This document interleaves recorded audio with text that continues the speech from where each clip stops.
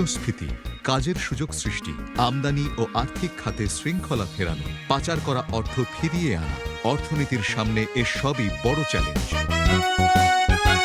এই বাস্তবতায় সামনে আসছে নতুন বাজেট।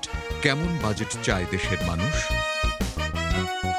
জ্বালানি নিয়ে শঙ্কা, রেমিটেন্সে ইতিবাচক প্রবাহ, আর্থিক শৃঙ্খলা, স্বচ্ছতা ও জবাবদিহিতা, সব মিলিয়ে লক্ষ্য স্বস্তি, স্থিতিশীলতা আর কর্মসংস্থান। এই প্রত্যাশার আলোকে প্রতিবারের মতো এবারও আইএফআইসি ব্যাংক নিবেদিত এনটিভির বিশেষ আয়োজন কেমন বাজেট চাই। অর্থনীতি, বাণিজ্য, সামাজিক নিরাপত্তা, জ্বালানির সহজ প্রাপ্যতা, স্বাস্থ্য ও শিক্ষা সবখানে কি পরিকল্পনা আসছে বাজেটে।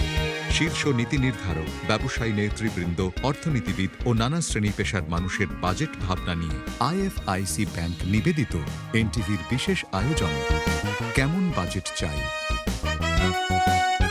দেখবেন 14 মে বৃহস্পতিবার রাত 8টায় এনটিভিতে।